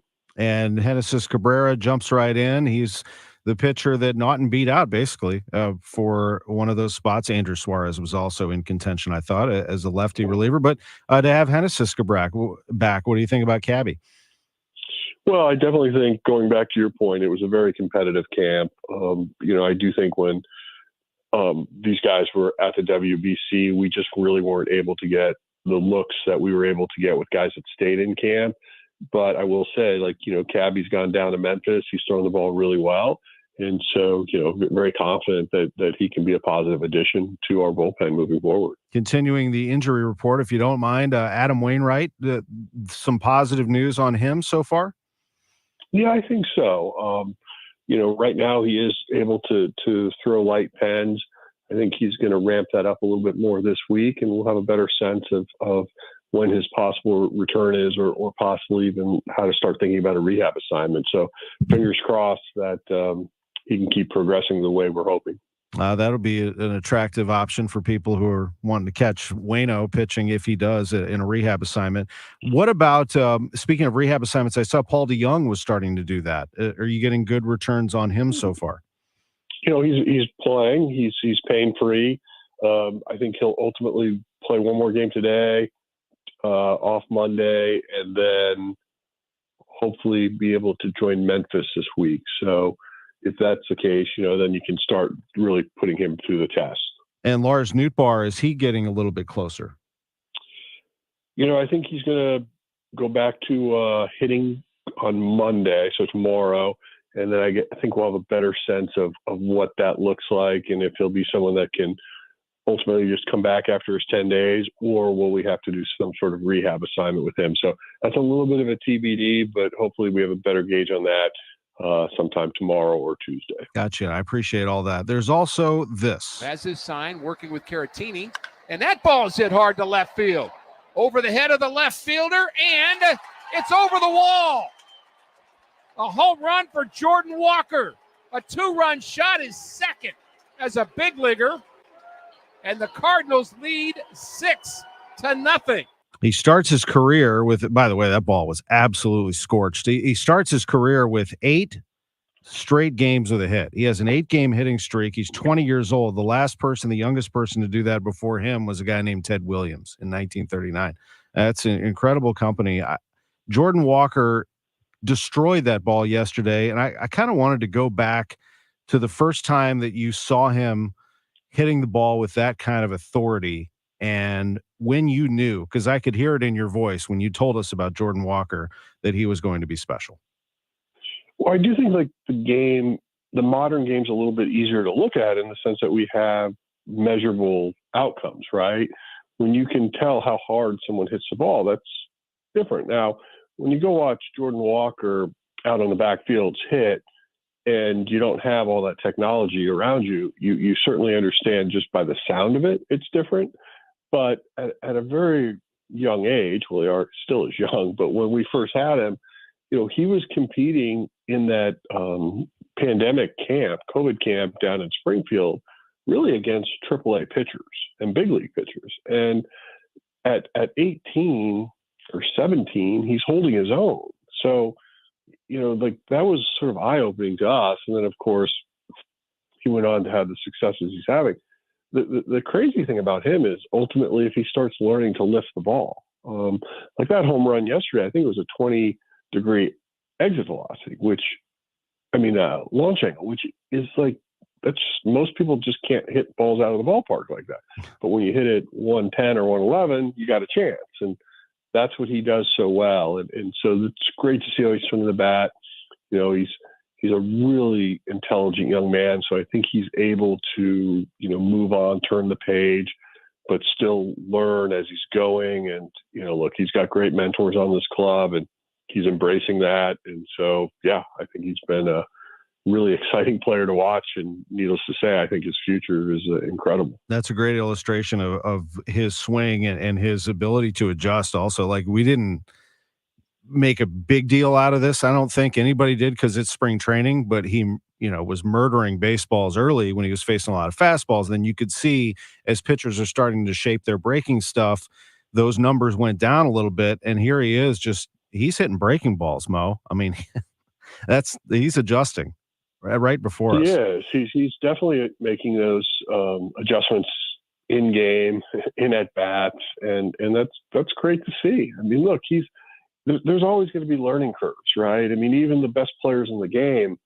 have struggles at times because it's why hitting's hard. It's a hard game, but just watching how he's making these changes and more importantly, just how he goes about it, it's impressive. And I think as a Cardinal fan, we're very lucky to have a player like this in our organization because, you're always looking for that next great thing. And I think this might be one type of player that we haven't seen come through in a while. Well, it was a special day yesterday on a lot of different fronts. And today the Cardinals hope to get a W and win this series. Milwaukee's winning streak came to a stop, and the Cardinals are going to try to start their own. Cardinals and Brewers today at 1:10.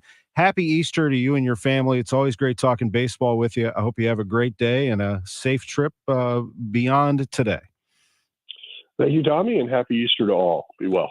Be well. Thank you very much. It's 11:41. This is Total Information. This is Sports on a Sunday morning. Now, tomorrow, as we get into all of the reports from Dan Reardon on Total Information AM, that's why I said that. I wanted to mention that he's going to be on tomorrow, and I wonder who's going to win this Masters. I think that everybody saw Brooks Koepka running away and thought, well, this is over. Koepka is going to dominate. Augusta doesn't play like that. Augusta is always the celebrity when it comes to the Masters. It's very rare that happens.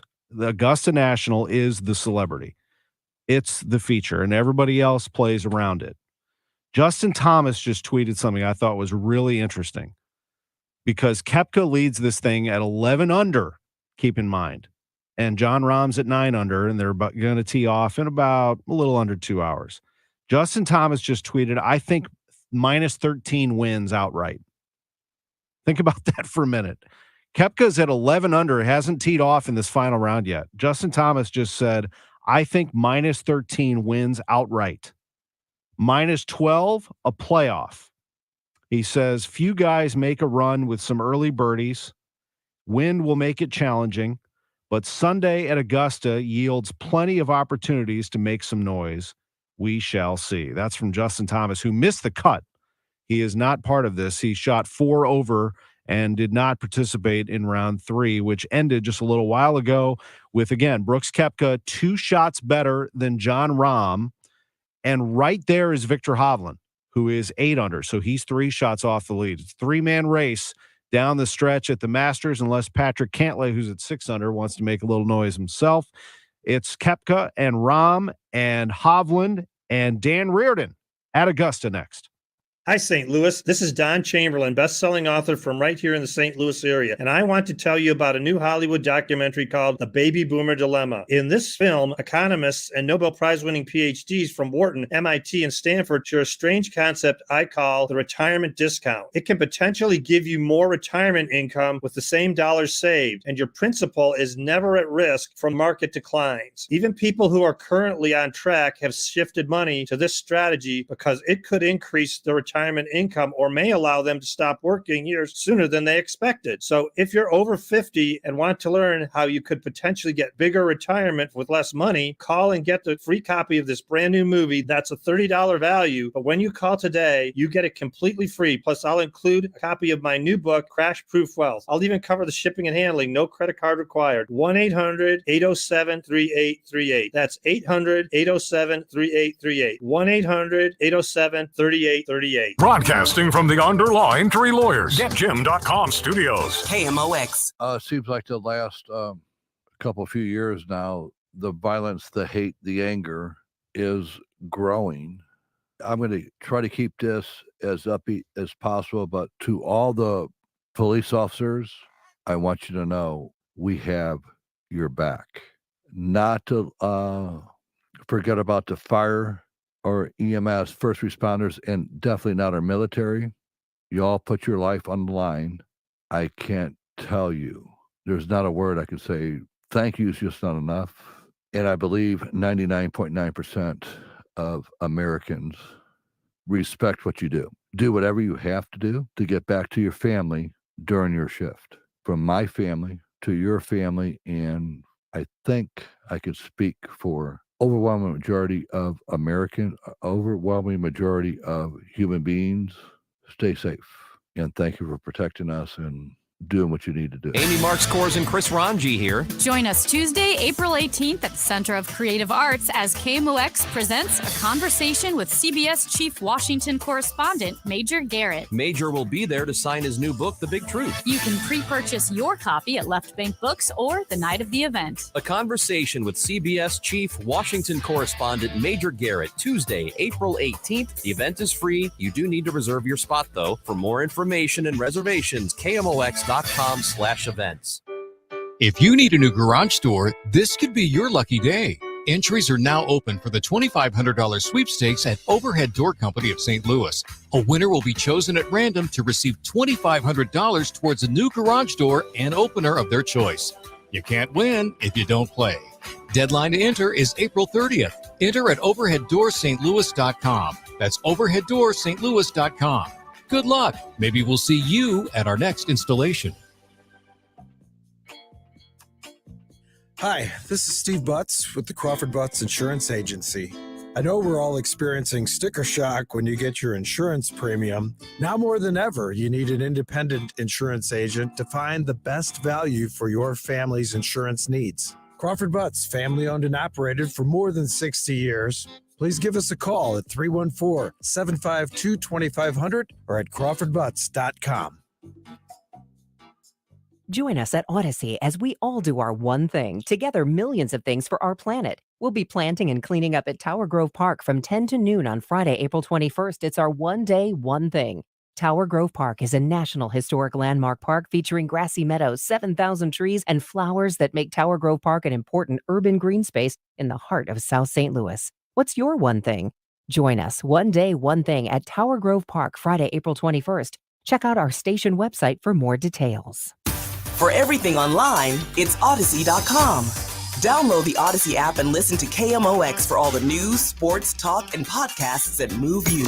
Odyssey, that's AUDACY. Prepare an emergency kit, sign up for local alerts, and make a family communications plan. Get started today at ready.gov/plan. A public service message brought to you by FEMA and the Ad Council. Welcome back to the Gray Bar Sports on a Sunday morning. Goldschmidt swings and he hits a drive. He hits a slammer. Gray Bar, your distributor for electrical and datacom needs. Billikens win! Billikens win! Once again, from the Stifel Financial Sports Studio, Tom Ackerman. 11:48. Let's go back to Augusta. The Masters final round is just getting underway with the leaders going off at 1:33 Central Time. That would be Brooks Koepka leading the way. He is 11 under. John Rahm 9 under. They will tee off at 1:33 with Victor Hovland at 1:24. Just before them, he's paired with Patrick Cantlay. Hovland 8 under for the championship. Cantlay is 6 under. Dan Reardon is standing by at Augusta. We want to make sure that he has all of his needs taken care of. Dan, are you there? I am here, Tom. Hey, how are you? So, first of all, can you paint the picture of the media setup there now that COVID is behind us, at least in terms of restricting us? How are things from a media standpoint at Augusta? Oh, it's a full house, and you get premier treatment here for this particular tournament. There's nothing you can say negative about the operation. If you wanted to nitpick, you would point out that the actual location of the center is quite a distance from the golf course, but they provide transportation. Even in the rain yesterday, you didn't even get wet if you wanted to go down to the golf course. So you have nothing negative to say about this, other than, like I said, the distance from the players and the golf course. From a spectator standpoint, how has that been? How have the galleries been, or are people enjoying themselves? I think the galleries have been particularly impressive yesterday in the cold weather. I thought, of course, these tickets are not easy to come by. The badges are a sort of lifetime for many families. The other thing that I would point out, but it was not so true yesterday, I always think this golf course and this championship or tournament looks better when we have umbrellas up, because they're like little flowers all the way around the golf course. But yesterday, people weren't really so much worried about umbrellas. They wanted their hands in their pocket. They were trying to stay as warm as possible. It was just a nasty day. And I can tell you, Tom, when I left after play had ended, the downpours that were coming through the hour after that, there was no way they could continue to play because of the amount of rain they took on. But this is where they invented the sub-air system.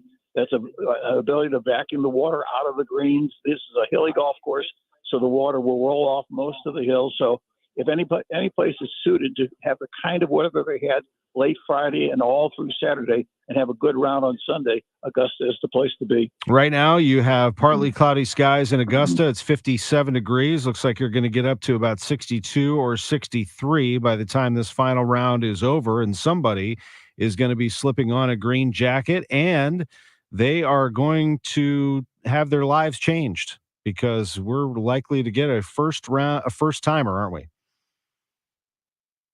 possibility with Hovland is you would have a first-time major winner as well.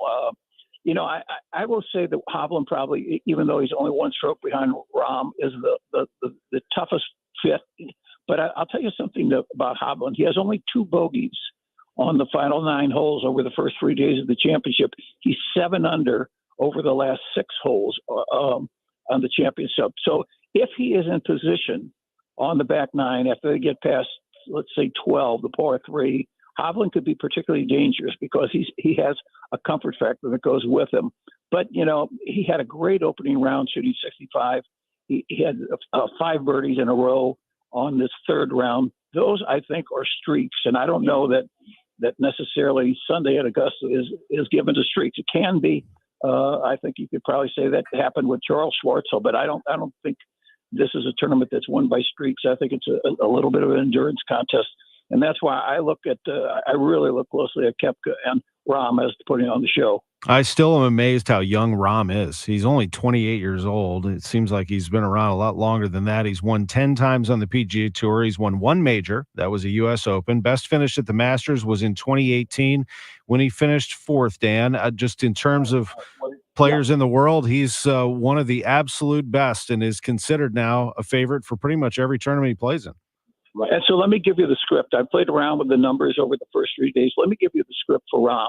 If you want to watch for an area where he needs to perform that he hasn't performed, it's on 4, 5, and 6. He's over par on all 3 of those holes. So that's a stretch where he becomes vulnerable, if for no other reason than his confidence level is reasonably low. But then on 7, 8, and 9, he's 7 under par for those 3 holes. So he has a great bounce back circumstance. Neither he nor Koepka have a particularly exciting look on the back 9. They've been under par and over par, but Koepka has put so many pars up on the golf course that the back 9 doesn't look to be where they're, ordinarily that's where the electricity would come from in the field. And that's where they could be vulnerable to a guy like Victor Hovland. I don't think Cantlay can run them down. In terms of Koepka, he's 4 under on 2 and 3. The par 5, he has birdie or eagles every day.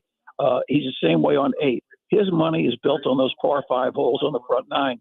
So if you want to watch and see how this unfolds, and if they play according to the profile of the character they have shown over the first 3 days, that's the way I think. Both of them are number 1 in scrambling for the week is Brooks Koepka with 15 out of 18 holes where he's missed the green. Number 2, Jon Rahm with 13 out of 16. It shapes up as a really good head-to-head competition if we don't bring Hovland into the mix. And even if we do, I think it will be an entertaining trio that we're watching. Brooks Koepka is a 4-time major champion. He's won the PGA twice, including here in St. Louis at Belle Reef Country Club. He's won the U.S. Open twice. His best finish at the Masters was in a tie for 2nd in 2019. The winner that year was Tiger Woods. He won his 5th in incredible fashion at the age of 43. And as we talked about last hour, he has withdrawn from this championship due to a recurrence of plantar fasciitis. Dan, he did make the cut, however, and we closed last hour talking about his future. I see those, and you talked about, seeing him in terms of that ceremony every year and being part of Masters lore. It's amazing still. And I've watched it a couple of times, and they did a great job of a behind the scenes with Jack Nicklaus in particular, of that ceremonial tee shot with Nicklaus, Watson, and Player. What is that like, Dan, just to be there for all of that? Well, it's great now. It's not, it used to be Palmer, Nicklaus, and Player. And it's hard to change that combination. I have all the respect in the world for Tom Watson. And I guess it's been a little awkward the last couple of years. Players' comments this year, it's sort of inappropriate. And then he had the incident with his son. But the ceremonial tee shot is a part of it. I'll tell you what's better than the ceremonial tee shot is the next 45 minutes when they come in and they reminisce and talk and tell stories about their days in professional golf, and particularly here at the Masters. That's to me the best part of that moment, that time period, is when the player, those 3 great players, whoever they might be, and it used to be Snead and it used to be other players in that mix as well. But I think that's a great sign. It is an incredible connection, golf's history and this golf course and this championship. The Masters is the best, and Dan Reardon is there covering it for the 38th time for KMOX. I look forward to seeing how this thing turns out, Dan. We appreciate it as always, and we'll hear your reports tomorrow morning on Total Information AM. Always enjoyed it, Tom. Thank you. There's Dan Reardon. I owe him lunch and a dinner for going back to back here on Sports on a Sunday morning at 10:45 and 11:45. So the setup again, 1:33 for those of you making your post-Easter brunch plans. 1:33 is the tee time for Koepka and Rahm. Koepka is 11 under. Rahm is 9 under. They finished their third round just a little while ago, only 2 shots apart. But as Dan mentioned, Victor Hovland's right there. He's 8 under. He tees off at 124 just before them with Patrick Cantlay. Can't imagine that Hideki Matsuyama can get into this, but he is 5 under, and he is very experienced. He's making his 12th Masters appearance. So things are going to get a little interesting, as they always do at Augusta National. We will say goodbye from downtown St. Louis. Gray Bar Sports on a Sunday morning. Joe Pott has your pregame next. For adults with moderate to severe plaque psoriasis who are candidates for systemic or phototherapy, now there's Skyrizi, Risankizumab Riza, a prescription-only 150 milligram injection. With Skyrizi, 3 out of 4 people achieve 90% clear skin at 4 months, and Skyrizi is just 4 doses a year after 2 starter doses. Nothing and me go hand in hand.